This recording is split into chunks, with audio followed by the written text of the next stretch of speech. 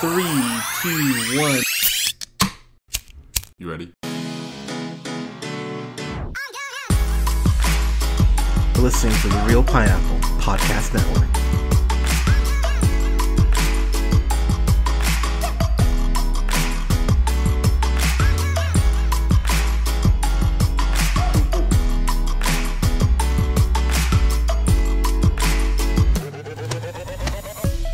Good evening, everybody. Thank you so much for listening. We are the Real Pineapple. This is Hunter. I'm here with Colin. Colin, how are you, friend? I'm good. How are you doing, Hunter? Dude, okay. So I know we try to we try to build some suspense sometimes for how we feel about certain films. I just have to jump in and say I love this movie. We're talking about A Star Is Born, and oh my god, this movie is just. So I've been talking about, man, I've been crying a lot more in movies recently. The shit has been getting me, man. Like, between, Paddington 2 and... Paddington 2. And dude, I'm telling you, the end of that movie, it gets me every time. It's like, oh, you damn bear. But that, of course... Well, I mean, if you cried at the end of Paddington 2, you must have been bawling at the end of this one. Oh, I was weeping. Like not even... I know it's a very random reference, but you remember whoever Justin Long's character was in New Girl, how he's an ugly crier? I was ugly crying at the end of this movie. It was bad. But I gotta say, man, I think what will be interesting about this movie is what kind of Oscar nominations it's gonna get. Because Bradley Cooper's getting one for directing. This is his first movie he directed, and he directed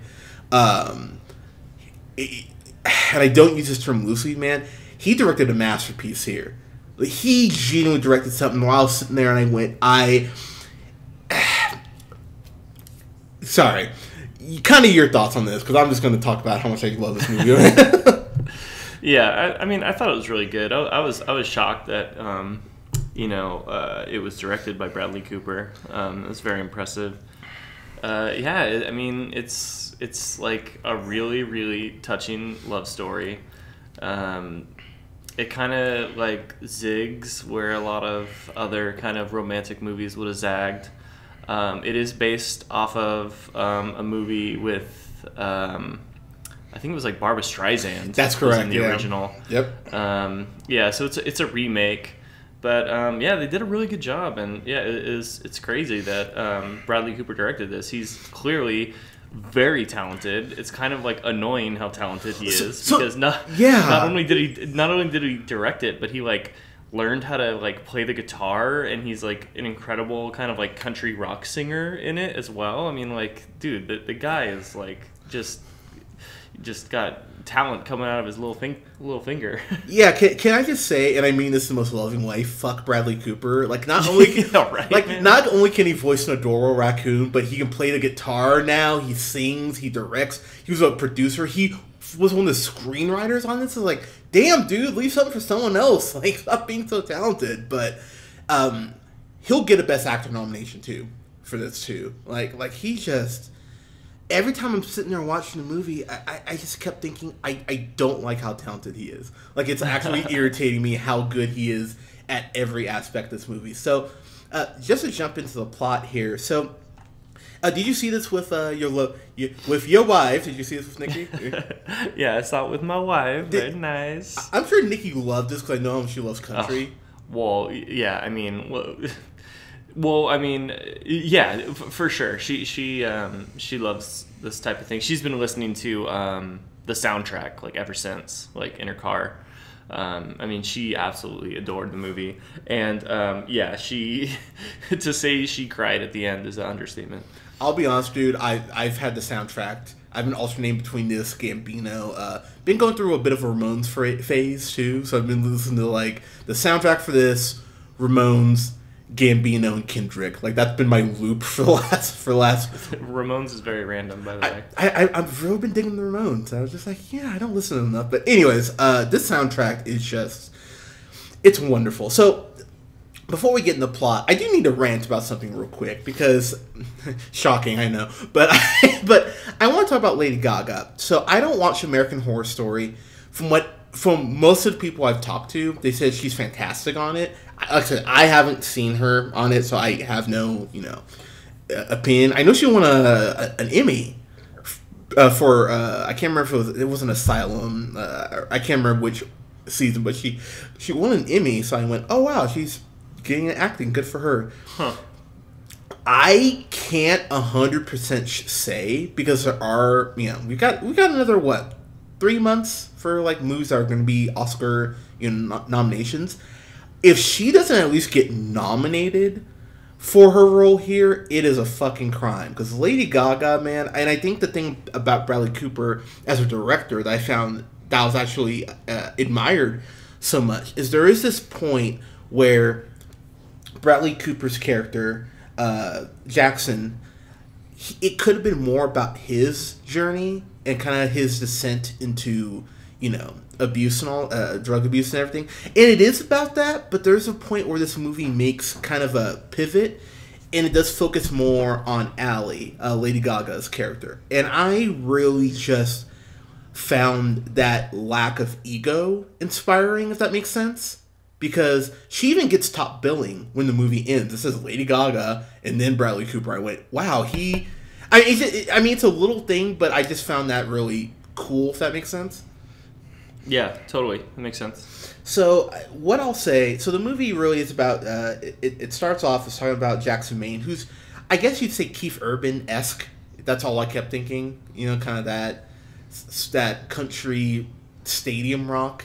I mean, like, I don't listen to a lot of country. I mean, I don't know who to compare him to. Yeah, Keith Urban's the one I kept thinking. I went, okay, it's probably. I mean, that's what girls are probably comparing to. Is like, oh, because I know girls love Keith Urban, and I know women love Bradley Cooper. That's what they should, because he's fucking handsome. God, I will say, I was looking at him at points and I went, he really is handsome. Like. I'm not gay, but if he was like, "Hey, I'll take care of you," like I'd be like, especially when he was all wasted on a bunch of like booze and pills, so hot. Oh, dude, you're right. I know, just bad enough that I think I could fix him, but he was just like pissing himself on stage. Oh, so dreamy. Yeah, right. I'm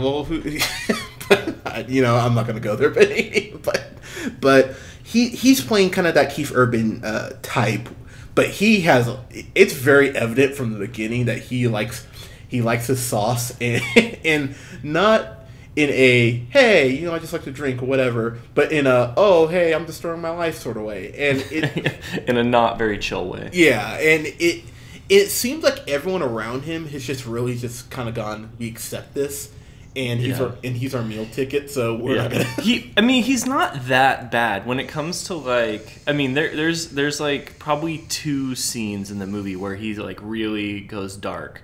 But, like, for the most part, he's a very charming kind of, like, bumbling drunk idiot for a lot of it. Like there's, like, a really intimate moment when they're, after the first concert where they get back to the hotel room and it's really passionate and steamy and they're making out. And then he just, like, passes out because he's, like, on drugs and pills. But then he like wakes back up in the middle of the night and they end up actually hooking up finally. And Lady Gaga never gets upset. For the most part, like he really pulled off the character of like being charming while still like clearly being an addict and having a very serious problem.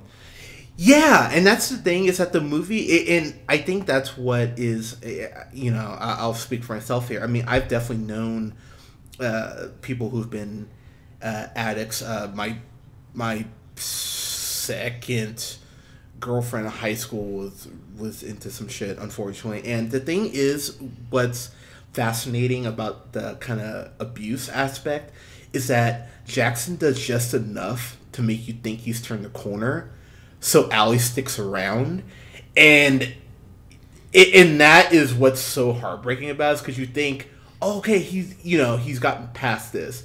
And there is just this point, we're talking about him pissing himself, where you go, oh man, he just needs, he needs help. Like, it's no longer a, well, maybe his price too much. It's a, oh no, he needs to go ahead and get actual counseling. But going through the movie, Jackson, Bradley Cooper's character, Jackson Maine, he is on top of the world, big country pop star. He goes into this bar, shocking, like after a show, because he runs out of booze in his limo, right? Isn't that what it is? Yeah, he's going for like a nightcap. He wants to go to a bar after one of his shows. Yeah. And he goes into this bar that's a drag bar, or that's doing drag night, which I'm not gonna lie. So I know one of the drag queens is from RuPaul's Drag Race. I'm totally blanking on which one it is. I should have written it down. But if you watch RuPaul's Drag Race, you'll see her and you'll go, oh shit, like, because I even kind of went, oh, that's funny. And rightfully so, all these drag queens, not subtly by the way, are just like, oh, you can do whatever you want. I'm like, and one of them goes, can you sign my boobs? Which I'll admit, I was mid-sip my daiquiri and I actually coughed some up because that caught me off guard anyway. Because even Jackson kind of looks at her and he goes, you know what, fuck it, why not? Like, yeah, he's like, which one should I sign? And he's just like, just sign them both, honey. Yeah, which made me, dude, I laughed hard at that. I went, okay, that's pretty great. And so he meets Allie that night. She's the one straight person who's allowed to perform there, which I went, you know, that's actually pretty cool. And the name of the song is I haven't taken French for years. So I'm gonna fuck this up, but it's like La Vie en Rose. That sounds right. Yeah, but sure. I don't know. Thanks, buddy. Give me that. Yeah, but she performed the song, and dude, from that moment, I went, I get why you'd fall in love with her. Like, it was just one of those performances. So I went, I love you more. And my rant I was going to go on earlier that I totally just spaced off to talk about the plot. Lady Gaga has been, not just for the gay community, but just for music, has been, I think, such an important voice. And she put out, what was it, Art Pop, I want to say, which as an album wasn't great. It was okay, but people turned on her so fucking quickly. And I don't know if you've seen it, but there's this Netflix documentary about her. It's Lady Gaga, like 5'2", I think is what it's called. And it's a really fascinating documentary just about how she kind of needed to get away. And it seems like since she's come back in the spotlight, she's just been more radiant than before. And anytime she sings in this movie, I just found myself just in awe of how talented not only she was as a singer, but as an actress. There's a scene later in the movie where Jackson is being a dick. Like, he's saying the most hurtful, he's saying things to her that you could only say if you love someone, like if you know them, you know what I mean? Like, he's saying just these really cruel things where I went, you could kick him in the dick and I would totally get it. And she just sits there and takes it and says, get the fuck out, which she should have. But as an actress though, man, anytime they said, okay, this is on you, she stepped up, and I thought she just owned everything she was in. Kind of your thoughts on her? Yeah, I thought she was really good. I liked how she was a really, really likable character from the beginning. Like, I liked how they established her with, like, her family, like, in the house with her dad, who was clearly a singer at one point, who claims to have been better than Sinatra. He just didn't have the looks. And, they develop her character well, where you can kind of hear her dad kind of belittling her looks in a way, saying that, like, she has the talent to sing, but she doesn't have the looks. So you can see these deep-rooted insecurities that she has, and she plays that character really well. She's still like really charismatic. She obviously can handle very strong men. Like, all these limo driver type characters are in her house when she first gets home after the initial meeting with Bradley Cooper. And I loved how they established her character. I loved how she portrayed it. She was really good. And then in the powerful moments when she was being faced with, like, Bradley Cooper's addiction, both in the dark moments and then in the moments where he was very vulnerable. Say, for instance, after he had kind of hit his low point and he was in rehab, and he's crying and saying how sorry he was and how embarrassed, and how he's so miserable, and the way that you can just tell, like, how much she loved him, like the unconditional love that she had for him, the way she does that, like, it was just like a very, like, kind of like beautiful, genuine love that she was portraying, saying, like, it's not your fault, it's the disease type of thing. Like, I really, really enjoyed watching her on screen for the first time. The first, so as you would probably guess from the trailers, he sees her in that bar. They end up having a conversation where, and talk about her insecurities. Her dad, played by Andrew Dice Clay, which was a fucking trip to see. He was great in this. Like, yeah, he looked pretty good actually. He did. I was like, oh shit, because I saw on my way, is that Andrew Dice fucking Clay? That's fucking amazing. And he talks about her nose quite a bit, which I just went, okay, dick, not cool. And she even mentions it at the bar after she's done singing, like, everyone told me my nose is too big. And in Jackson, in a very smooth way, goes, I love your nose. I think your nose is I can't do Bradley Cooper's voice, but yeah, but so let me try again.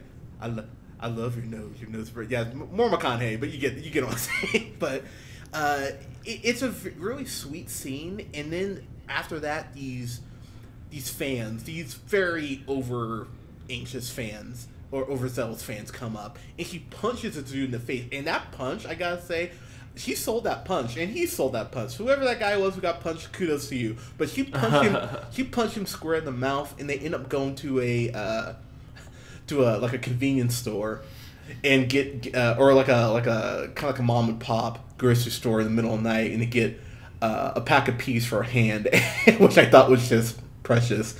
And he ends up taping it, like wrapping it with like medical, like band-aid tape or whatever. It's a really funny scene, and I think that's something that the movie, especially for where it ends up, it kind of needed to be funny at points. And I thought the film did a good job of kind of balancing the humor with the dark moments, because the movie gets dark. God, does it get dark. But that scene, we were talking about being an artist, and it's something that I honestly, even doing this podcast, have questioned, but I found what he said about being an artist so fascinating, saying that everyone's an artist and everyone has something to say, but not everyone knows how to say it. I'm paraphrasing, but I went, holy shit. Like, I was one of those quotes I went, all right, I'm going to remember that come Oscar time, because that touched me, honestly. And there's that scene when where her hand is taped, and they're just out in the parking lot talking, and she starts singing for the first time for him, just for him. And I love that. Can I tell you a secret? I think you might be a songwriter. I was like, oh, it's fucking precious. I'm going to be honest, dude. The movie had me for, like, the 10 minutes in. I went, okay, I'm loving this. And it's just a matter of how much I love it. When they go on stage together, because he rightfully so, he really is pursuing her. And she's like, no, I'm good. Like, we had a cool night, but whatever. So he has a car outside of her house for what, like 6 hours, I think they say? Like, the car's out there for a while. He's like, hey, come see me play. Oh, I got work. Come on, come see me play. Yeah, I'm just in the car for you. I went, damn, he's persistent. Like, I'll give him that. But when they finally sing on stage together, dude, that's when the waterworks just hit me. Because they were talking about this song that she wrote, and she's like, I don't sing my own songs. And dude, did that part get Nikki? Was Nikki crying at that part, or was that just me? Probably. It's a good part, though. So I don't think we mentioned this. Live Nation was a producer on this, and the way this film was shot, it's like a concert film. It's like that U2 concert film they did a couple years ago. It really has that level of just clarity in the way everything is shot. It makes it look massive. And we just saw this in a regular theater. I wish I'd seen this in IMAX, to be totally honest. But the way that everything is shot, especially the concert scenes, it's so well done. And I just went, damn, this feels epic, and it feels like I'm there. And when Ally goes out and sings Shallows, that's the name of the song they sing. And that song's been on repeat, trust me. When they first sing that song together, I just went, like I was trying so hard not to cry, man. I was like, this is dumb, I'm not gonna cry. And it really is about her star being born and his kind of dwindling. And I do agree with you. I think the parts where he has to be more vulnerable, where she's off in California and, making her music, and he's really by himself. I thought that those scenes worked so well. I don't think we mentioned Dave Chappelle was in this. And when Chappelle popped up, I went, "Oh shit, Chappelle!" Okay, that's great. I really liked him in this. I thought Chappelle was great. Kind of your thoughts on him? Yeah, there was he's in like a certain chunk of the movie. He's not like in the movie throughout, but there's a moment where he like ends up passed out. Bradley Cooper, that is. He ends up passed out like on the street, like outside of Dave Chappelle's house, basically because he's now like he's not separated from Lady Gaga, but Lady Gaga is now kind of doing her own thing, and they're, he's not on she's not on tour with him at the moment, so they so he gets wasted and he wakes up. And Dave Chappelle was like, he had like a really genuine moment, like talking to Bradley Cooper, where he's talking about, how you have this idea for your life. And I think what he was saying was that, like, you're out at sea and you stop at, a port, and you don't expect to stay there, but all of a sudden you're in the port and you're like, you know what, this is kind of nice. I think I'll just stay here. And he's kind of talking about settling down with a wife. Yeah. And it was a cool analogy. It was a cool, like, yeah, they're kind of like back and forth, or at least the way Dave Chappelle was talking to him. You could tell, like, just by seeing one short scene, you can be like, oh, these two are old friends. Like, they know each other very well. They go way back. So I was like, you know what, Dave Chappelle's got some acting chops on him. I like it. It was cool to see him. He really does. And I was watching an interview with Bradley Cooper and Chappelle, and Bradley Cooper's talking about how Chappelle's one of the smartest people, like the smartest minds he's worked with, and how Chappelle saying that Cooper told him that, "I won't make you look stupid. I'll always make sure you look right." And I just went, man, artist to artist, I just went, that's a cool thing to say to someone else, that you'll never make them, look stupid. And as the editor, you do a great job of toning down my stupidity, so I appreciate you for that. But if there's a complaint, and I'll be honest, I had to think really hard. Like, I had to think really hard as far as what a complaint was. It's that while Allie is... how do I put this? Her manager is such a scumbag. There was just this point I went, why? Like, I know contracts, like, I get that part, obviously, but there's just a point where I would think maybe she would try to get out of, you know what I mean? Like, that was like my one kind of, because her manager, there's never a point where you think he cares about her. I was sitting there the whole time and went, "You're sleazy as fuck, and I don't trust you." And without spoiling it, because I don't want to spoil it, he ties in very much to the end of the movie in a way that I wanted to choke him. So yeah. I mean, did you have any complaints about it?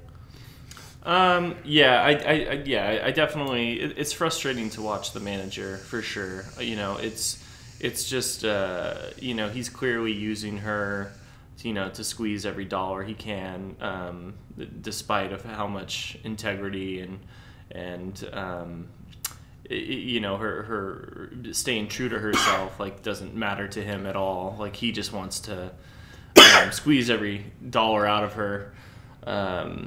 So yeah, it's frustrating to watch, but it's definitely, it seems like a story that happens all too often with people in Hollywood and pop stars that may want to stay true to themselves and sing about things that matter to them and whatnot, but they get caught up in pop music and singing about how that ass looks in them jeans, yeah. Which is one of her songs turns out to be. As far as, like, movie structure and how the movie plays out, like I love the start of the movie the most. Like, when, like, the original, the very start of the movie, like, how it plays out with, like, Bradley Cooper going to this drag bar, meeting Lady Gaga, them going out for the night and spending the whole night together. Like, it's so intimate, and it's so, like, you know, it's a slow burn, but in like a really, really great way. And how they're just like really getting to know each other, and it's like this fantastic date.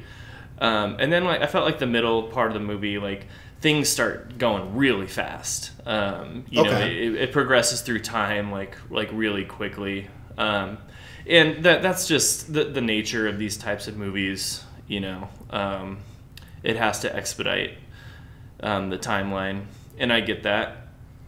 But yeah, for the most part, yeah, I don't have too many complaints, to be honest.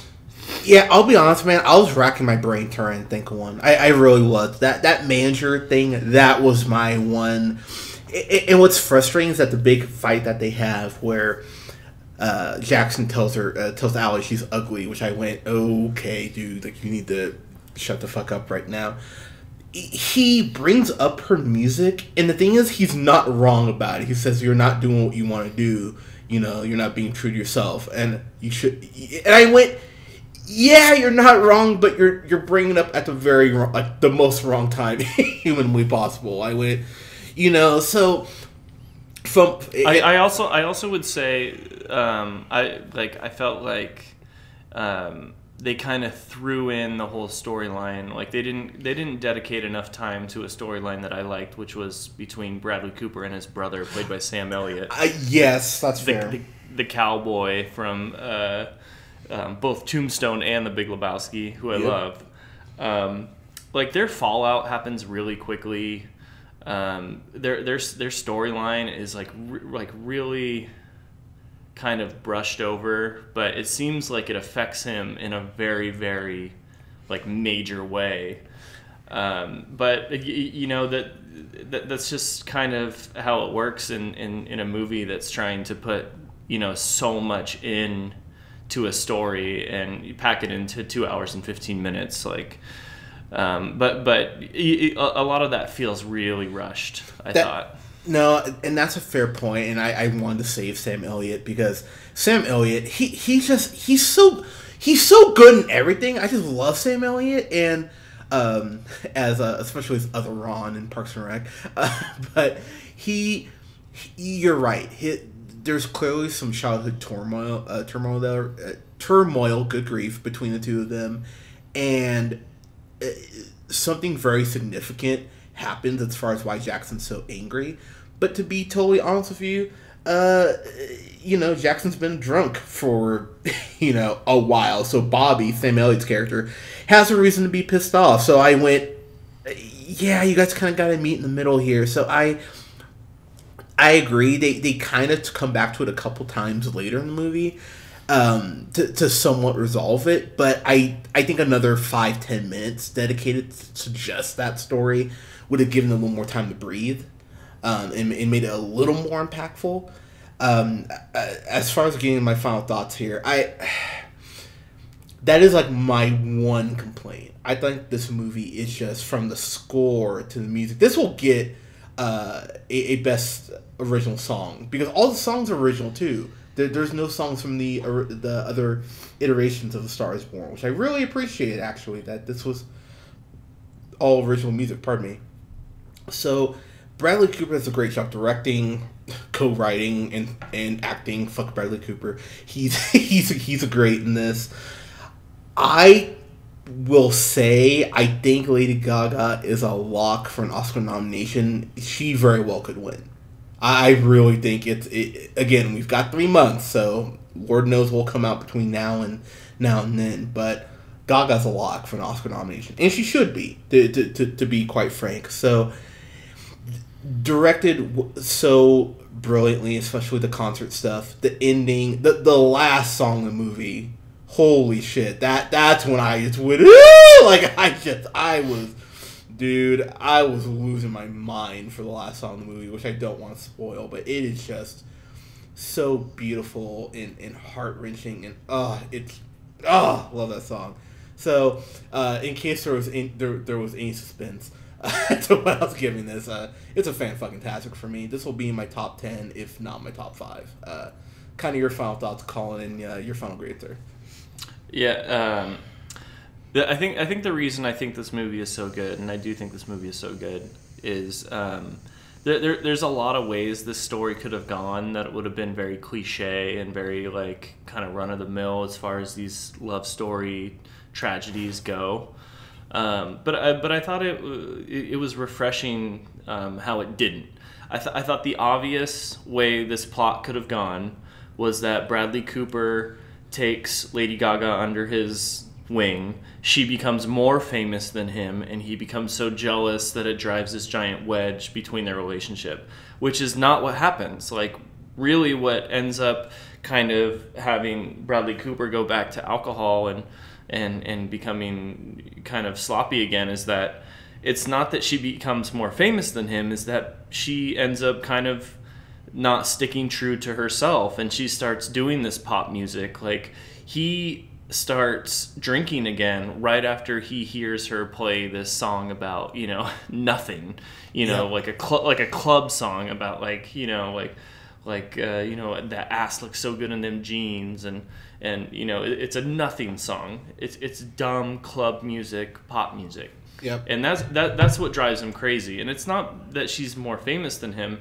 And the core of his addiction also comes from so much more than anything Lady Gaga is doing. Oh, absolutely.